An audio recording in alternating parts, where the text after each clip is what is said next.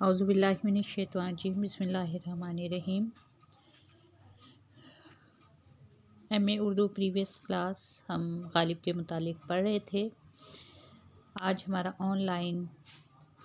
10واں lecture ہے۔ ہیں اور بھی دنیا میں سخنور بہت اچھے، ہیں اور بھی دنیا میں سخنور بہت اچھے، کہتے ہیں کہ غالب کا ہے انداز بیاں۔ اور غالب کے حوالے سے بات ہو رہی تھی کہ ان کی اختراع پسند طبیعت نے دام شنیدن، گل باغ تسلی، آتش خاموش اور اسی قسم کی سینکڑوں نادر تراکیب وضع کی ہیں، اور اس طرح ان تراکیب کے ذریعے اپنے کلام کو چار چاند لگا دیے ہیں۔ جیسے آگہی دام شنیدن جس قدر چاہے بھائے، آگہی دام شنیدن جس قدر چاہے بھائے، مدعا انقا ہے اپنے عالم تقریر کا۔ غالب نے دوسرے شعراء کی اختیار کردہ تشبیہات کی خوشہ چینی کرنے کی بجائے خود بے شمار نئی تشبیہات وضع کی ہیں۔ خوشہ چینی کہتے ہیں کہ چرا کر، یا جیسے خوشہ چینی کا ویسے لغوی مفہوم ہے کہ پھولوں کو جو ہے چننا، یعنی خوشہ چینی یہاں پہ مراد ہے کہ انہوں نے دوسرے شعراء کی جو تشبیہات تھی ان سے وہ اخذ نہیں کی تشبیہات، بلکہ اپنی خود سے نئی تشبیہات وضع کی ہیں، خود سے، جو اکثر اوقات بڑی عجیب و غریب اور اچھوتی ہوتے ہیں، آتے ہیں غیب سے، یہ مضامین خیال میں والا معاملہ ہے۔ یعنی غالب کا جو اپنا شعر میں نے پہلے بھی بتایا ہے کہ غالب سرسرِ خامہ نوائے سروش ہے، غالب سرسرِ خامہ سواد سے ہے، سرسرِ خامہ نوائے سروش ہے، آتے ہیں غیب سے یہ مضامین خیال میں۔ یعنی جو فرشتہ لکھتا ہے اس کے لکھنے سے جو آواز پیدا ہوتی ہے، اس کے فرشتے کے قلم سے لکھنے سے جو آواز پیدا ہوتی ہے، اس آواز سے میرے خیال میں مضامین در آتے ہیں، یعنی نزول ہوتا ہے مضامین کا۔ اگرچہ انہوں نے اپنے ابتدائی کلام میں بھی عام اور مروجہ، یعنی جو اس زمانے میں عام رواج تھا جن تشبیہات کا، ان سے وہ گریز ہی کرتے رہے ہیں۔ انہوں نے سانس کو موج سے، بے خودی کو دریا سے، گرداب کو شعلہ جوالہ سے، استغفاء کو خشت اور بدن کو قالب خشت سے تشبیہ دی ہے۔ خشت کہتے ہیں اینٹ کو۔ ان کے بعد کے کلام میں جو تشبیہات آئی ہیں، یعنی شروع کے کلام کے علاوہ جو بعد کا کلام انہوں نے بعد میں کہا ہے، ان میں ہم دیکھتے ہیں کہ زیادہ لطافت، ندرت اور سنجیدگی ہے، جس سے ان کے اشعار کا معنوی حسن جو ہے بہت دوبالا ہو گیا، دو چند ہو گیا ہے۔ مثال کے طور پہ یہ دیکھیے، جوئے خوں آنکھوں سے بہنے دو کہ ہے شام فراق، جوئے خوں آنکھوں سے بہنے دو کہ ہے شام فراق، میں یہ سمجھوں گا کہ شمع دو فروزاں ہو گئی۔ یا پھر ایک اور شعر ہے ان کا، دیکھو تو دل فریبی انداز نقش پا، دیکھو تو دل فریبی انداز نقش پا،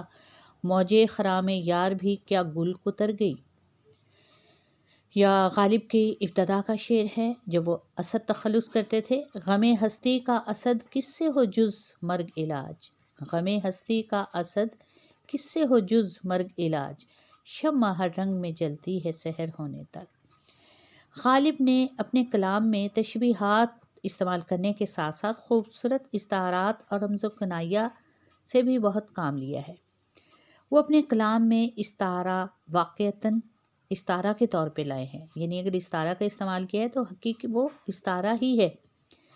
تشبیہ استعارہ آپ نے پڑھے نا انٹر لیول پہ،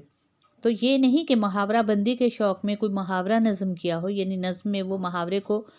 جو ہے شعوری طور پر لائے ہوں، نہیں، بلکہ برجستہ اور برمحل استعمال ہے، اور استعارہ اس محاورے میں آ گیا۔ غالب کے ہاں استعارہ نہ صرف کلام میں حسن اور رنگینی پیدا کرنے کا موجب بنتا ہے ان کے، بلکہ ان کے شعروں کی وہ جان بھی ہے۔ جیسے دم لیا تھا نہ قیامت نے ہنوز، دم لیا تھا نہ قیامت نے ہنوز، اب اس میں دم لیا تھا محاورہ ہے، دم لیا تھا نہ قیامت نے ہنوز، پھر تیرا وقت سفر یاد آیا۔ یا پھر مقدور ہو تو خاک سے پوچھوں کہ اے لئیم، مقدور ہو تو خاک سے پوچھوں کہ اے لئیم، تو نے وہ گنج ہائے گرامایا کیا کیے۔ بجلی کون جانا ایک محاورہ ہے، اس کا برمحل استعمال دیکھیے کتنی خوبصورتی اور برجستگی سے کی ہے غالب نے، کیا ہے اپنے اس محاورے کو استعمال۔ بجلی کوند گئی آنکھوں کے آگے تو کیا، بجلی ایک کوند گئی آنکھوں کے آگے تو کیا، بات کرتے کہ میں لبے تشنہ تقریر بھی تھا۔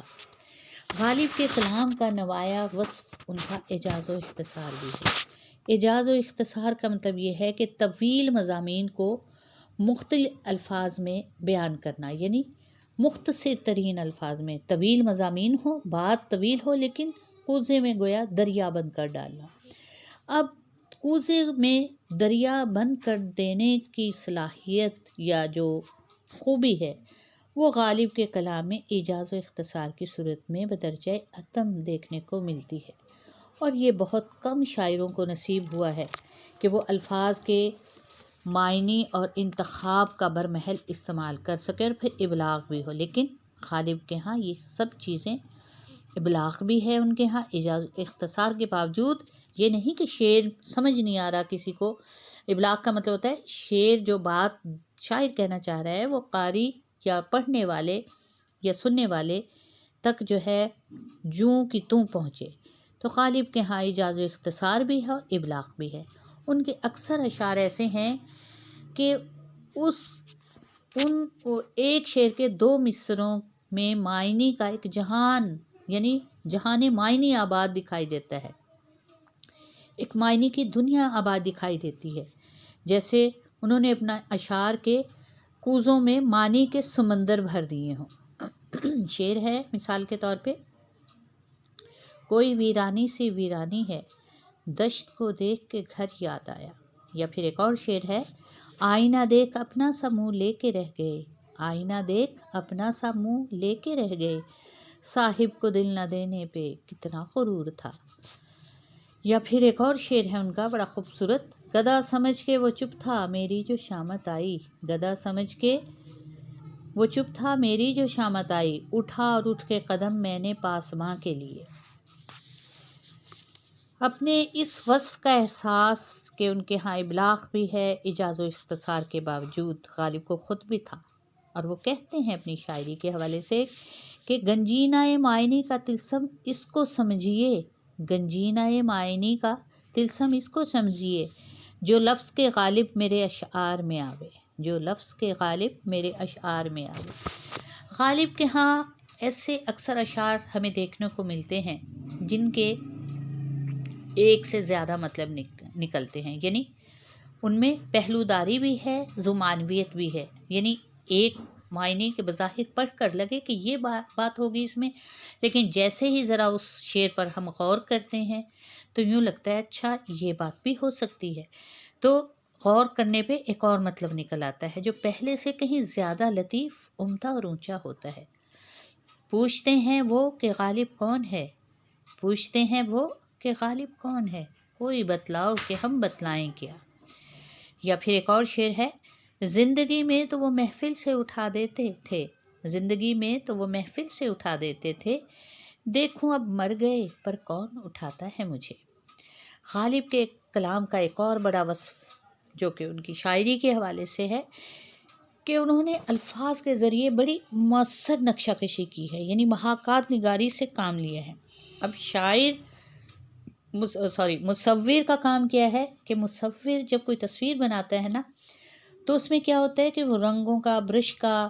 جسے ایزل کہتے ہیں، ایزل کینوس، صفحہ کرتاس پہ ایک اصل تصویر سامنے رکھ کے صفحہ کرتاس پہ جو نقل بناتا ہے اس میں رنگوں کی آمیزش کرتا ہے، اپنی مہارت اور فن کا ثبوت دیتے ہوئے وہ اصل سے کہیں زیادہ رنگوں کا برمحل استعمال کرتا ہے، اور پھر کیا کرتا ہے کہ وہ اصل سے کہیں زیادہ خوبصورت تصویر نگاہوں کے سامنے آ جاتی ہے، اس کی مہارت کمال فن ہوتا ہے۔ لیکن شاعر کا کمال یہ ہے کہ وہ الفاظ کا برمحل برجستہ استعمال کرے اور الفاظ کے ذریعے تصویر ایسے نقشہ کھینچے کہ یوں لگے کہ جیسے یہ سب جو پڑھنے والا ہے، جو شعر پڑھ رہا ہے، شعروں کے حوالے سے جو شاعر نے تصویر بنائی، اسکیچ بنایا، یوں لگے کہ جیسے یہ تو میں خود اپنی آنکھوں سے دیکھ رہا ہوں۔ جس طرح بھی میں نے بتایا نا کہ ماہر جو مصور ہے وہ اصل سے کہیں زیادہ نقل ہو بہو اصل سے کہیں زیادہ خوبصورت بنا دیتا ہے۔ تو شاعر کا کمال یہ ہے کہ وہ الفاظ کے ذریعے جو ہے تصویر کشی کا کام جو ہے سر انجام دیتا ہے، الفاظ کا برجستہ برمحل استعمال کرتا ہے، چناؤ کرتا ہے، ایسے الفاظ لاتا ہے کہ جس سے جو وہ بات تخیل جو اس کے شاعر کے ذہن میں اس کو جو وہ بتانا چاہ رہا ہے وہ ہو بہو نقشہ تصویر کاری ایک طرح سے تمثال آفرینی ہمارے نظروں کے سامنے لے آتا ہے۔ تو غالب کے ہاں یہ چیز بڑی خوبصورتی سے ہمیں دکھائی دیتی ہے۔ ان کے بعض اشعار پڑھتے ہی ایک منظر واضح طور پر نگاہوں میں گردش کرنے لگتا ہے۔ مثال کے طور پہ شعر ہے: آج وہاں تیغ و کفن باندھے ہوئے جاتا ہوں، آج وہاں تیغ و کفن باندھے ہوئے جاتا ہوں، اس میرے قتل کرنے میں وہ اب لائیں گے کیا۔ یا پھر ایک اور بڑا خوبصورت اور مشہور و معروف شعر ہے ان کا: نیند اس کی ہے دماغ اس کا ہے راتیں اس کی، نیند اس کی ہے دماغ اس کا ہے راتیں اس کی، تیری زلفیں جس کے بازو پر پریشاں ہو گئی، تیری زلفیں جس کے بازو پر پریشاں ہو گئیں۔ ٹھیک ہے بیٹا، اس میں سے بھی آپ لوگوں نے جو ہے 10 آبجیکٹیو بنانے ہیں۔ ٹھیک ہے، آج کے لیے اتنا ہی۔ کل انشاءاللہ تعالی مزید آپ لوگوں کو لیکچر دوں گی غالب کے حوالے سے، پھر سوال بنا کر آپ لوگوں کی اسائنمنٹ جو ہے یہ آپ نوٹ کرتے جائیں، یاد کرتے جائیں، پھر تحریری مشق بھی اس کی کرتے رہیں گھر پہ بیٹھ کے۔ پھر آپ لوگوں کا میں نے ایک ٹیسٹ اسکیجول بنا کے جب آپ کے ٹاپکس کمپلیٹ ہو جائیں گے تو وہ آپ لوگوں کو میں بھیجوں گی انشاءاللہ تعالی۔ تو آج کے لیے اتنا ہی، دعاؤں میں یاد رکھیے گا۔ اللہ حافظ۔